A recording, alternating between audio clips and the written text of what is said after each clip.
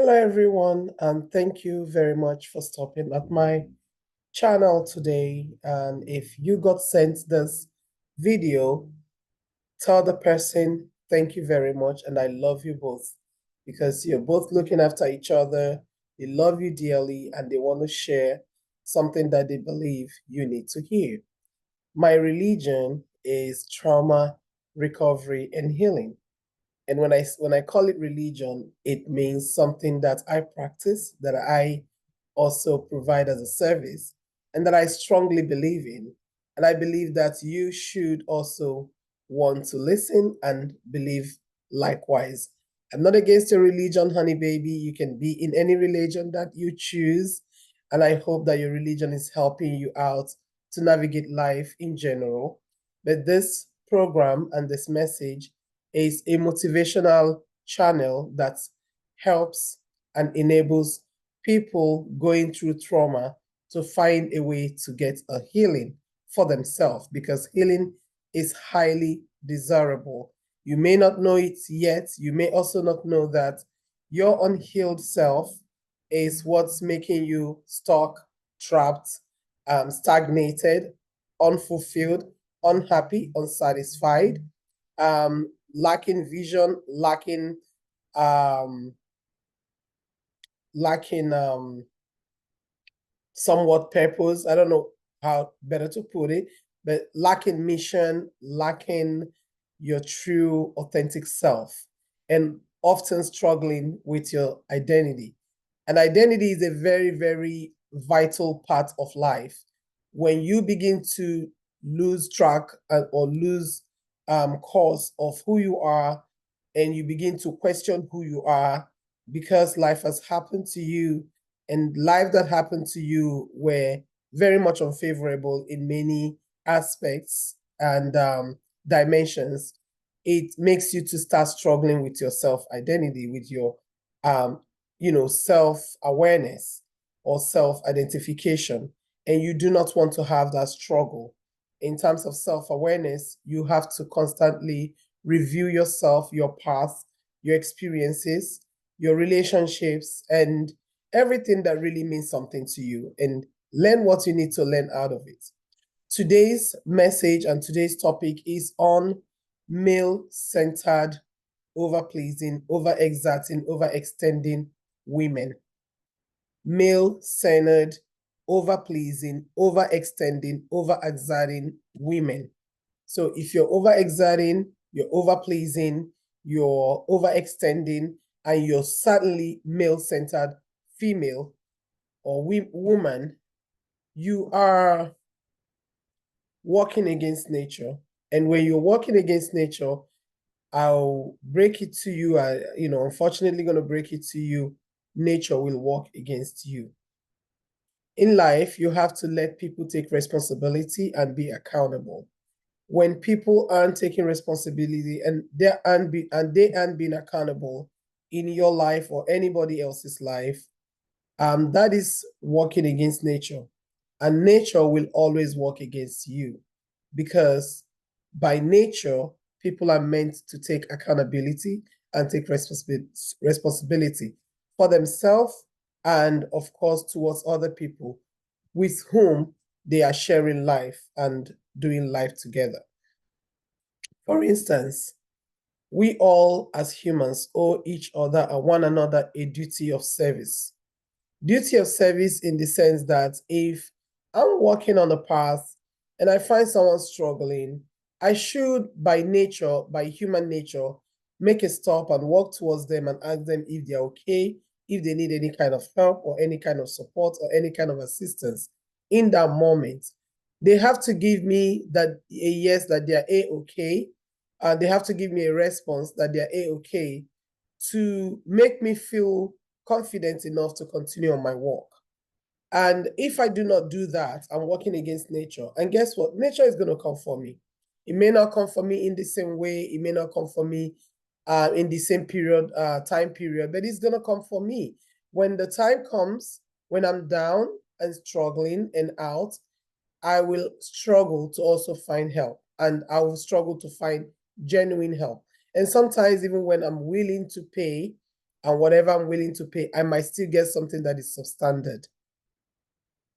So it's important that we understand allowing people to perform their duty of service and duty of care to one another, and of course to us, and making people take accountability for their respective responsibilities, and making people to understand the importance of being responsible. A lot of times people think about what something may cost them over what they would benefit from it. And people tend to invalidate pure, genuine appreciation, gratitude, and they believe that if they're not getting paid for something, if they're not getting something that in their understanding is worth the while for their gifts, for their services, for their care, and for their sacrifice, that it's not enough, that thank you is not enough, appreciation is not enough, gratitude is not enough for them. That's a topic for another day. Of course, like I said on today's topic, I want to delve into overextending.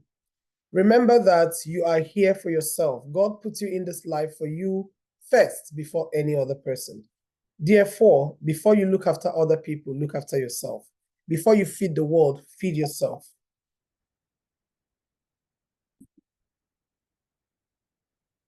Truth be told, before you feed other people, ensure that you have had something to eat. Meaning that you have looked after yourself, you have checked yourself, you have confirmed that you're doing okay, that you're fine, that you don't need the same care and maintenance that you are offering.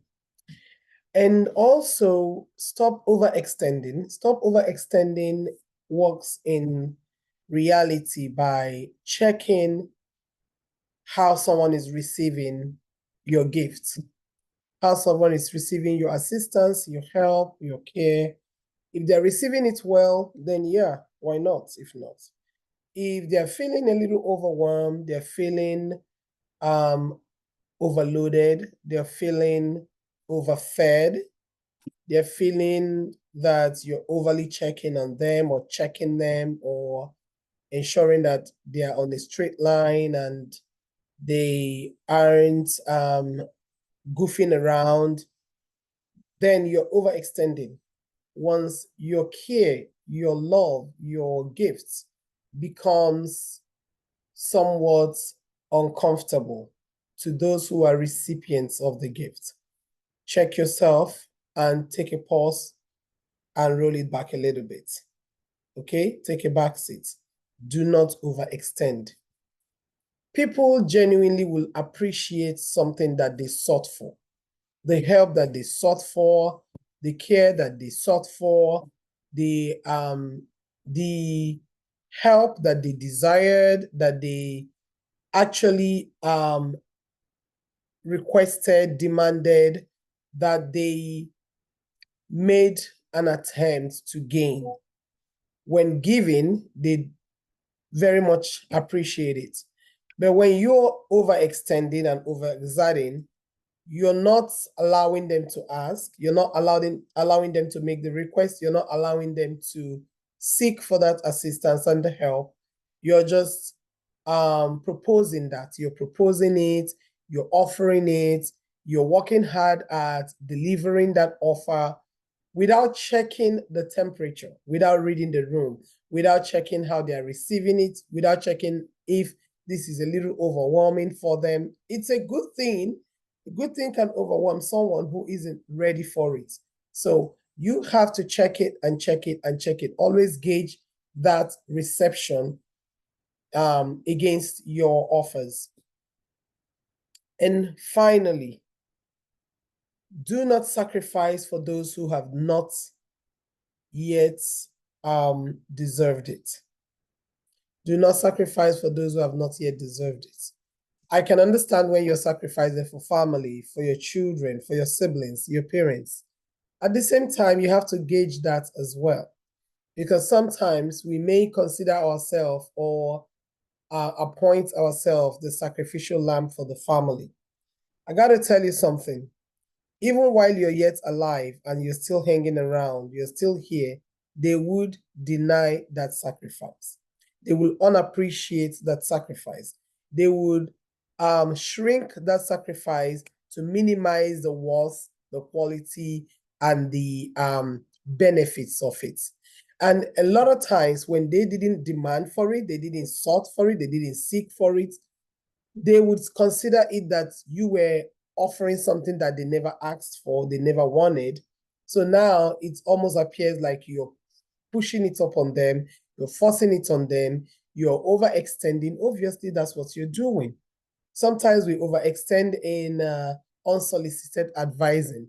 You advise people unsolicited, you care so much about their business unsolicited, or perhaps I have had the experience of working with someone on a project, and because this project is something that I'm familiar with, I've done it a couple times before, and they were coming onto it the first time. They probably didn't think that it had so much detailing as I was explaining to them.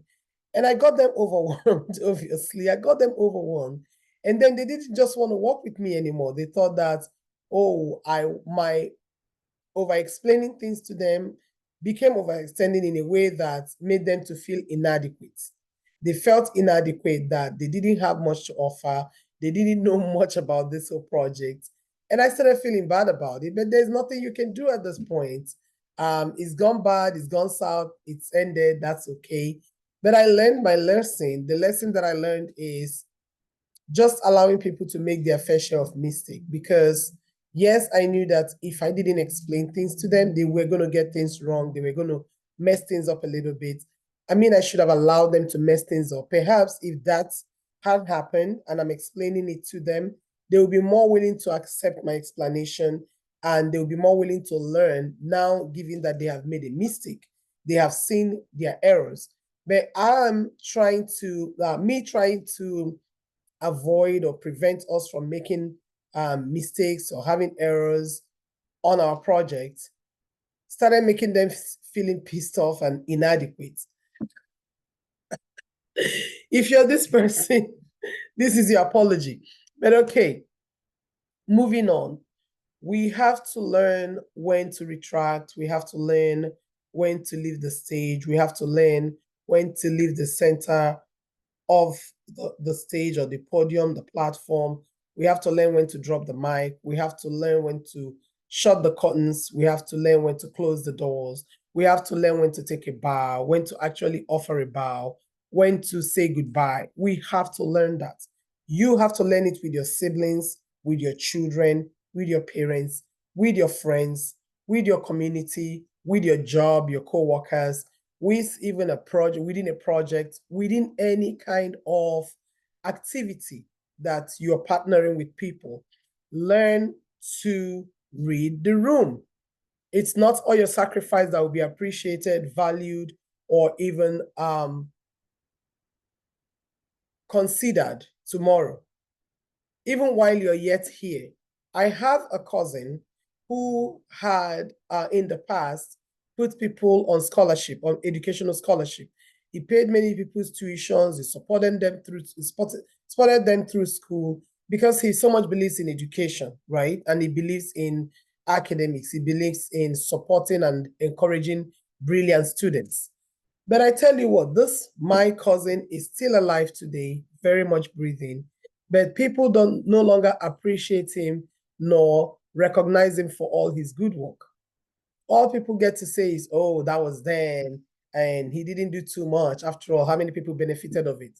It's not about how many people, it's about the thought, the fact that he cared, the fact that he considered this a priceless or a valuable offer, and he did do it.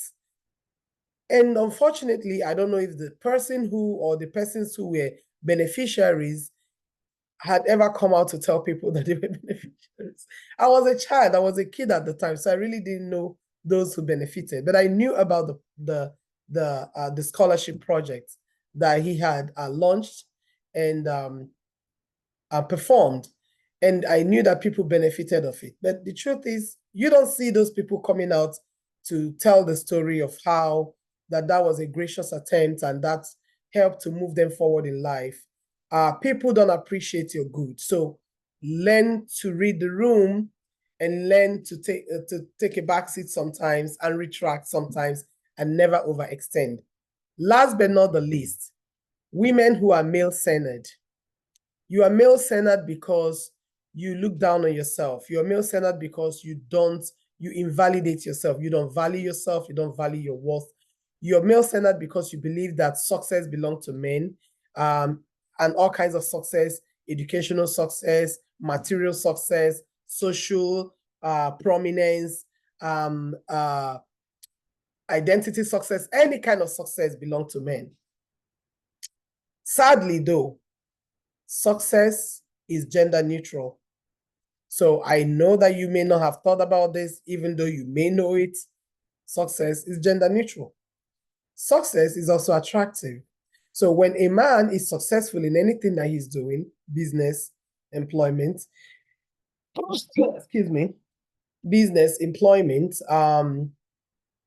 social life, family life, career life, any kind of entertainment life, anything whatsoever, educational pursuits, academic success, academic performance. When a man is successful, they become very attractive. And what happens with attraction is a lot of people begin to notice this person.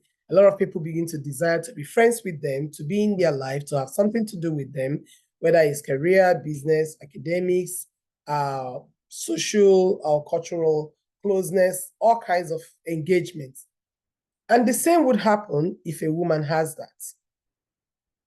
And when you as the woman, you're attaining heights, don't put yourself down, don't look yourself small, don't shrink yourself because a man is in the space, or you walk into a room full of men, or you have to sit at the table with other men who are this, on the same level or of the same height, social status with you.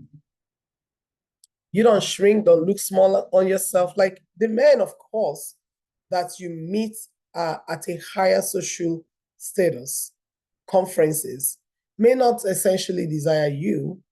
Maybe one person out of 1,000 would want a woman like you. That doesn't make any difference in making you a successful person.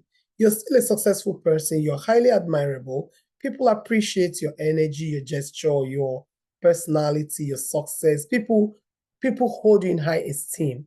And I think you should hold yourself in high esteem as well. And yes, even though I have used a higher scale of expression to identify with a social status or a height of success and achievement as well, I think also in every ramification, in every walk of life, at every standard, or within any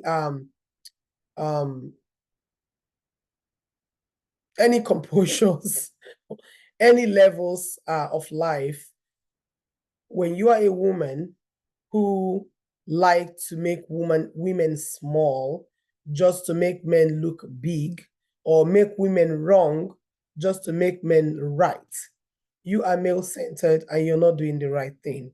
You're working against nature and nature will come for you. You are working against nature and nature will come for you. You know, the same women who are male-centered are always victim blaming and victim shaming. Whatever you put out there, whatever energy you put out there will come back to you multiplied.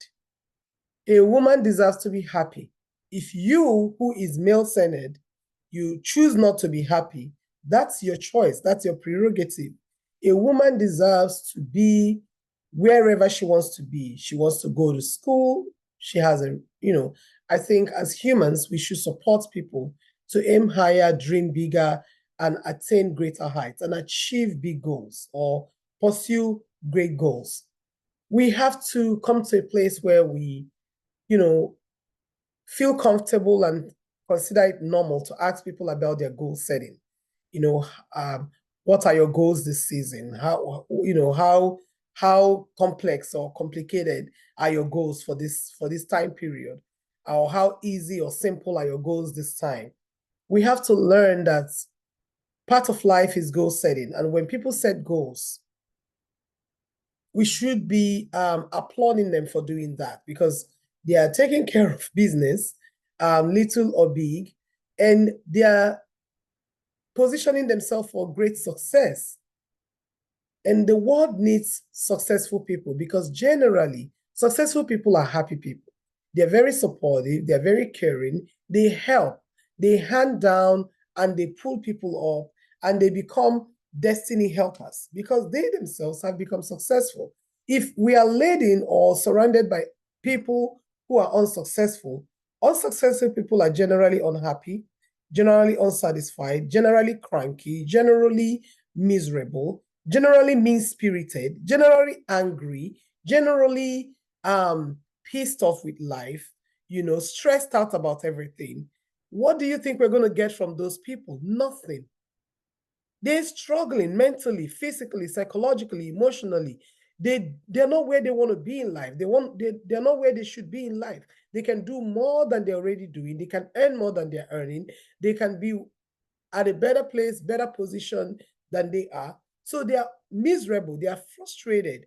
They aren't going to help you. They won't put you on. They would, probably miss a lot of opportunity while they're stressing about something that didn't work out.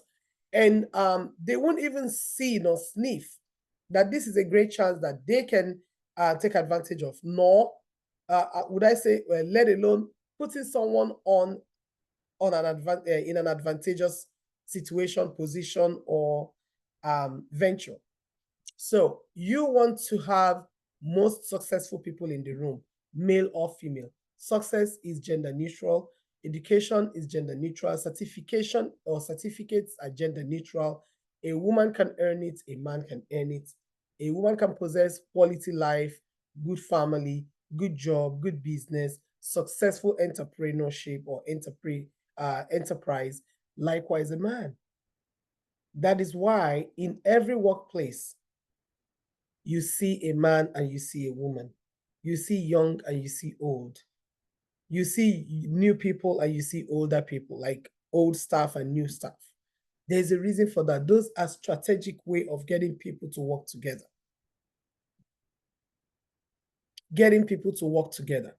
A man can work together with a woman in relationship, in family, in jobs, businesses, anywhere, social platforms, social environment, social activity. Yes. And women are the best friends to men, because men don't trust their fellow men, not with their vulnerability, not with their goals, not with their success or success story. They don't trust men. So they trust women. They can trust women with their vulnerable time, their most most what do I call it? Most successful or energetic moment, and in between, and anytime in between. Likewise, women don't generally like other women. There's always a silent competition, and I think the same happens with men. There's always a silent competition. There's always some, like a chipping off of the shoulder, like, oh, does she think she's the only cute person in this room? And some men think that way too about other men. Like, does he think he's the richest dude in the room? He should tone it down a little bit or whatever. So we as men and women can work together, and we should work together. We have to work together. And as a woman, you don't belittle other women just because there's a man in the space, or you have to give the man a higher point, or you have to victim blame just to make the man feel good or feel right about his own excesses, or you are easily or quickly calling out on your fellow woman's excesses without recognizing that a man's excesses might also be existing or in existence, part of as part of the woman's excesses. You do not believe that a man can cause a woman to lose her cool, to get crazy and all of that because, oh, you think you have your cool together. Well, you may also be pretending. That's the truth. So you may be pretending. You're not here to impress anybody. You don't owe nobody any level of impressions. Just do the right thing that suits you, that fits you, and ensure that you're actually living a good life and a happy life for yourself. Don't go to bed crying and come out talking down on other people like, oh my goodness, you're Mother Teresa, you're perfect and you got it all figured out. No one has it all figured out. I still go to bed tearing up a little bit. I still worry about things. I still stress out about a lot of things. I still complain about things, but at the same time, I know where I have my strengths and I know that I have a way of making people feel good about themselves, helping people, to pull through a difficult time. And that's why I'm here. And I do not offer my services for free. But of course, I offer my messages for free because I want this message to touch every heart, to reach every corridor, and to reach everyone who needs it. But sincerely, when I'm working with you as you be my client, you're going to pay something for it because this is highly, highly valuable lessons, coaching, and mentorship. Until we see again, male-centered women, take notes. Enough is enough. Find your steez, find yourself, find your confidence, be more courageous, be more honest with yourself, and be more real and realistic. And in general, overexerting people, whether you're male-centered or not, read the room, take your cues, and gauge the temperature, know when to retract, know when to take a back seat, know when to not offer, overextend, and over share or whatever. Overextend or over care. So ensure that people are appreciating your gifts, and even though they may be family or friends, ensure that they are still okay with you overexerting and overextending and people pleasing. If not, you got to stop that. People pleasing is not the best. It's better to be a kind-hearted person, just genuine. And a kind-hearted person will look in the eyes and say no because they cannot. They are not available, or they don't have it, or they're just not willing to spend the time, the money, the resource, whatever it is. They don't feel bad for saying no. They believe that that's the right thing to say at that time, at that moment. They cannot afford it, and they will genuinely and nicely say, decline, or they will just, simply politely decline. A people pleaser will be feeling bad that they're declining, and they will go ahead to people please, and then they regret that they just people pleased. They regret what they've done. They regret their kindness or their niceness because they rather do something else or say no, and they still didn't. So don't be the people pleaser. There is nothing you cannot work on. We can work on ourselves. We can work on our shortcomings. We can work on, you and I, everybody can work on their shortcomings. If you know that this is a flaw, you can work on it. You can really work on it. Be more intentional, be more aware, and be cautious about what you do, how you do them, who you do them with, who deserves your good and who doesn't. Save your good for the right persons and the right scenarios and the right situations and the right moments, and you'll be most appreciated for it. Love and light. Again, my name is Amaka, Coach Amaka, for trauma, recovery, and healing, coaching, mentorship, advocacy. See you again. Follow for more. And by the way, my website for bookings is www.coachamaka.ca. www.coachamaka.ca. Send us a DM, ask your questions, and do some bookings. See you again. Much love.